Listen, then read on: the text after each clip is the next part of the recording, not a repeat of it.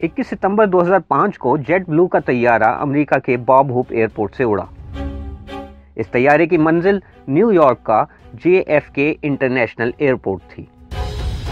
उड़ान भरने के कुछ ही देर बाद पायलट को एहसास हुआ कि जहाज में कुछ गड़बड़ है।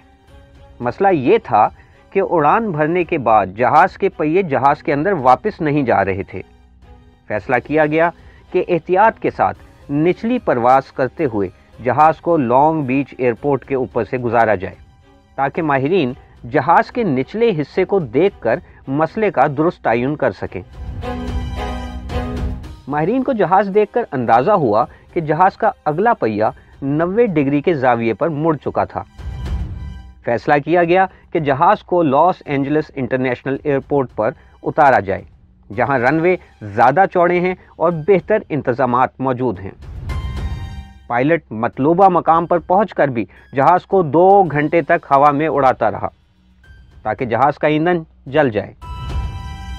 इसके 2 फायदे थे, एक तो जहाज हल्का हो जाना था और दूसरे जहाज में ईंधन ना होने की वजह से आग लगने से बचत हो जानी थी। जेट ब्लू जहाज में टीवी की सहूलत मौजूद होने की वजह से मुसाफिर इस तमाम हंगामे को देख रहे थे और अपनी ज़िंदगी की दुआएं मांग रहे थे। जहाज में एक एक्टर और राइटर जिसका नाम जैक डीन था, ये तमाम मनाज़िर देख रहा था। इसके बाद में इसने ये तमाम वाक़या अपने अल्फाज में लिखा। इसी पर एक फिल्म डेड फॉल भी बनाई गई। तमाम दुनिया लाइव टीवी पर देख रही थी जब पायलट ने इंतहाई माहिराना तरीके से जहाज का रुख रनवे की तरफ मोड़ा। किसी किस्म की इमरजेंसी से निपटने के लिए तमाम अमला तैयार था। जब जहाज उतरा तो इसके अगले पहिए से शोले निकलने लगे, मगर पायलट ने महारत के साथ तैयारे का तमाम बोझ पिछले पहियों पर रखा और 11,000 फुट लंबे रनवे पर इसे रोकने में कामयाब हो गया।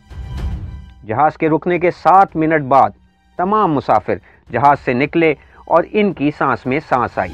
अगर आपको वीडियो पसंद आई हो तो ऐसी ही मज़ीद वीडियोज़ हासिल करने के लिए वीडियो को लाइक करें, कमेंट करें और हमारा चैनल सब्सक्राइब करें।